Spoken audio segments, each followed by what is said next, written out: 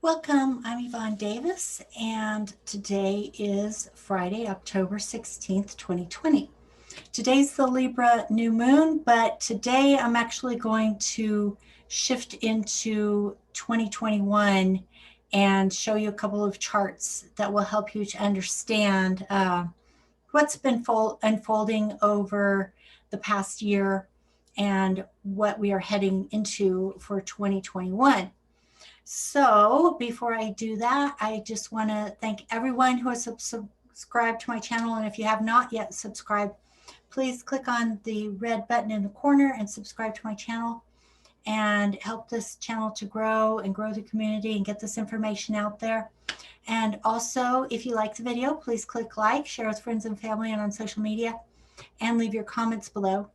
And if you're interested in getting some exclusive content, I'm going to be looking at the charts for other candidates and races besides the presidential race. And you can go to my Patreon channel for that. And in fact, today we are going to be meeting at 4:30 Mountain Time. So if you're interested in that, just go and click on the Patreon link, become a patron, or at the end of this video, there's also a link. So, and of course, as always, if you need a reading there, just look for the link in the description box below. Okay, so let's go ahead and look at the charts that we're going to explore today and see what they have to say. Okay, so the first thing is I wanted to compare the Cancer full moon eclipse on January 10th, 2020, and compare that to the Capricorn new moon on 2021. So I guess first I'll go ahead and we'll look at the first chart. We'll look at them separately and then we'll look at them together and see what that has to say. So this was the full moon eclipse that took place on January 10th, 2020. So that was, it's not quite a year yet, but we're getting close to a year. And it was exactly 20 degrees, and the sun was conjunct Mercury. And within 48 hours, Saturn moved into an exact conjunction to Pluto, but that energy was already conjunct, and it was part of the full moon eclipse, okay? And we had been talking for a long time about what the Saturn-Pluto conjunction would bring. And I said it would bring a restructuring and transformation of power and authority. Okay, so that's what we've been watching unfold for the past year. And because this is the way the universe works, it needed to sort of throw a wrench into the system. And so that's what the virus has been. It had to do that in order to throw this wrench into the system, because if it hadn't, then everything would have gone along the same and Trump would definitely be reelected, because presidents always, if they're an incumbent, they always have that to their advantage. And the only way that that would not happen is if there was a serious problem. And so an example might be problem with the economy, which we're definitely seeing, but that was all triggered by the virus, because otherwise everything would have stayed the same and he would be the incumbent and he would probably get reelected. Okay, so the universe threw a wrench into the system that forced this restructuring, forced us to look at things we never looked at before. Okay, forced this transformation. And so that's what's been underway for the past year. So then if we go and we look at the other chart, I'll pull that one up. Okay.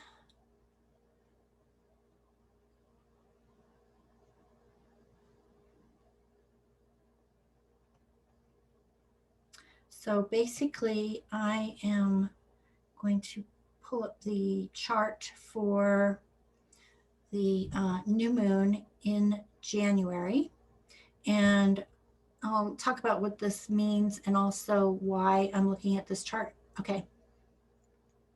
So the reason why I'm looking at this chart is because of the fact that it reactivates that degree of the full moon and the Saturn-Pluto conjunction, okay?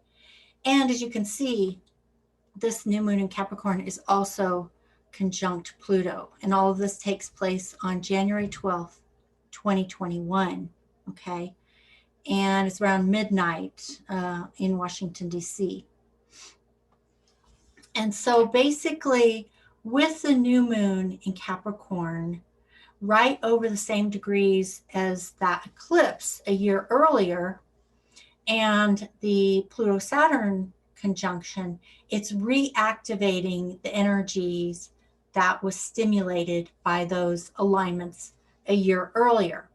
It's also conjunct Pluto. And so what that means is that this new moon in Capricorn is not only activating the energy from a year earlier, it's also activating the Pluto energy. Pluto is the planet of initiation. It's the planet of transformation. It's the planet of death and rebirth. And this is what we've been watching happen over the course of a full year. And that doesn't mean it's done, but we're definitely moving toward some kind of culmination, okay? And so when it's conjunct Pluto, it becomes very intense. Everything becomes very intense because it's flavored by the energy of Pluto, and Pluto is very intense. It's not only extremely intense, it's actually can even be like intense to the point of obsession. Like it's like this all or nothing energy, okay? And so basically what's happened is because of the fact that we will have had the election, which reaches its conclusion on November 3rd in 2020. As I said, there will probably be problems with that because of the fact that the candidate, I don't think either candidate is going to concede unless it's, you know, a landslide for Trump, then maybe, you know, Biden would concede, but that's not going to happen. I mean, Trump's not going to win by a landslide. It's just not going to happen. So the other possibility that's more likely is that Biden will win either by a landslide or it will be very tight and there will be some confusion, like it won't be completely clear. And so it might be one of those situations where one person has the popular vote and the other person has the electoral college vote, or something will be obscured.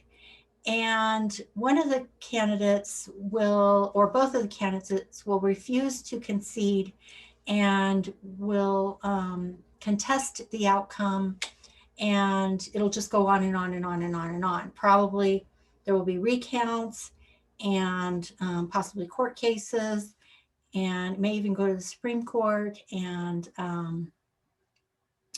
what else?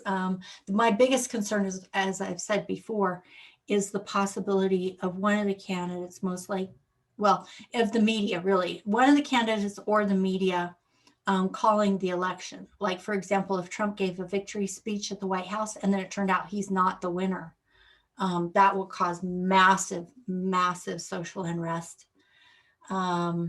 So that's my biggest concern, actually, is that either one of the major media outlets or one of the candidates will claim victory, will call the election, and that will turn out to be incorrect.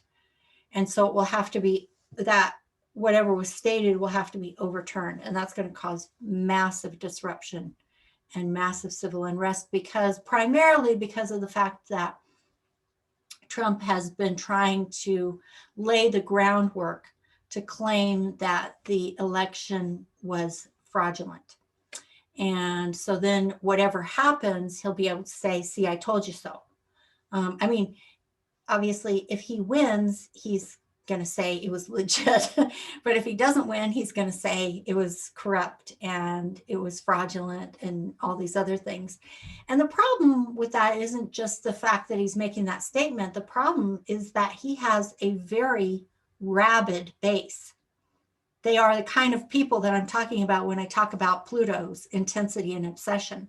And Pluto is the god of death. And the fact is there are going to be people out there who feel so strongly, either on the extreme left or on the extreme right, that they'll be willing to commit acts of violence. And so it's going to be very difficult to get through this. I think that basically what's going to happen is, I don't think the violence will start off right away. I think, people will just wait and see what happens. But when it turns out that things aren't going the way some person or group of people want it to go, that's when it will start to foment this kind of rage, outrage, and potential for violence. And this is extremist violence. I don't think that the average person, like 80% of the average public, has any intention of ever committing any kind of violent act. It's the extreme left and the extreme right. And I want to say both because of the fact that I'm still not comfortable making a 100% prediction. I have been saying that it appears to be leaning in the direction of Biden winning, but I'm not willing to make a 100% prediction because of the fact that everything is probabilities. And there is still, everything, it's probabilities, possibilities and probabilities. And there's still a possibility that that Trump could actually win. So I think that because the future is not set in stone, and I think that, we have to be very careful not to take anything for granted, even though everything appears to be leaning toward Biden. We still have to get out there and vote. And we have to vote in numbers too high to lie. That's a phrase I've heard that I think works perfectly. Vote in numbers too high to lie, okay? So that no one can use fraud in the system. In other words, even if the Russians try to meddle, even if some corrupt people try to meddle, they can't skew it enough to counteract the numbers because they'll be too high to lie. So in other words, Democrats have to get out and vote. That's the only thing in the end that will actually work. Astrology won't work if people don't get out there and actually vote, okay? So, but what I can see is that no matter how it ends up, someone's going to be angry. A lot of people are going to be angry enough to commit violence. So the new moon in Capricorn, by the way, Capricorn rules government, and the new moon is something new, and that energy of the new moon is reactivating the energy of the January full moon eclipse and the Pluto-Saturn conjunction. It's reactivating that energy. It's conjunct Pluto. So all of the energy of Pluto is getting reactivated as well. And that's the energy of power and the intensity and the even obsessive kind of intensity, this all or nothing energy, and the willingness, and then just the, the cosmic energy of initiation, transformation, death, and rebirth. And so all that gets mixed together, and there will be people who, I can just tell from the alignments, there are going to be people out there who will commit violent acts. I don't know exactly when the violence will begin. It could possibly begin as early as this new moon conjunct Pluto. But definitely, because you can already see Mars starting to move into conjunction with Uranus, and there's the vertex there, which is fate. This is a fated event, whether we like it or not. And Mars is already starting to move into a square with Saturn. Now, usually when Mars is square Saturn, there's something putting on the brakes. So probably the energy is starting to build really intensely, but won't necessarily break loose until Inauguration Day. So let's see. Let's look at this really quickly one more time as to how the energy of that new moon conjunct Pluto reactivates the energy of the full moon eclipse with the sun conjunct Mercury and Saturn moving into an exact conjunction with Pluto. And so you can also see here, this is interesting because Uranus is the energy of revolution. It turns things upside down. And revolutions are unfortunately usually do come with violence.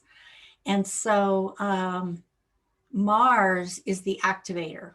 It's not only the energy of the warrior, so it's a very hot, fiery warrior energy that can be angry, tensely angry, and can, manifest through violence. It's also the activator of the zodiac, which means that as it goes around the zodiac, when it hits a degree where there was something there before, it's an activator, okay? So Mars on Uranus, where it was at the time of the full moon eclipse on January 10th, 2020, it's activating that point, that energy, okay, of that revolutionary energy. So I think the next thing that we would want to look at would be the square that's going to take place on Inauguration Day, because you can already see that square starting to build with Saturn, Jupiter, and Mercury here in Aquarius, and then Mars and Uranus here in Taurus, and forming that square, which I've talked about many, many times over the past year. And if you want to see those videos, just go to my channel and look for the Revolution playlist, or look for it. I'll include it in the description box below. So let's go look at that Inauguration Day chart. You can see that square there. So the energy is building, building, building, and gets more and more intense.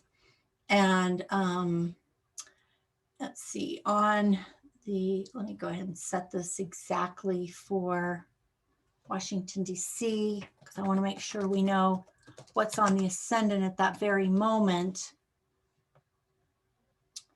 Okay. So the ascendant moves, well, the Mars-Uranus conjunction is basically exact, and it's on the ascendant. So as I've always said, whatever's on the ascendant is actually more intense. And so the Mars-Uranus conjunction on the East Coast is extremely intense, okay? It's not going to be the same in other parts of the country. It's going to be most intense on the East Coast, meaning in Washington, D.C., possibly other places along the East Coast as well. It's going to be super, super, super intense. And now you see, not only is Mars conjunct Uranus on the ascendant, but you can see the square to the sun and Saturn and Jupiter and Mercury. And now even the moon is going to move into that conjunction.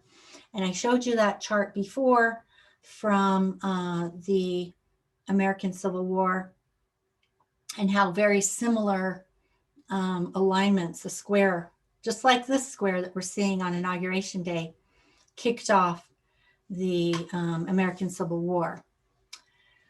So again, I don't think it's going to be a civil war, not like it was in the 1800s. It's going to be different, maybe probably a little more close to what was happening during the civil rights movement in the late 60s, but also similar to the kind of violence we've already seen taking place in 2020. So that'll give you a clue, because you watch that on TV, you know what that looks like. I'm sure all of you have been paying attention to the news, and you've seen it. You saw the violence on the extreme left, you saw the violence on the extreme right, And so you know what that looks like, okay?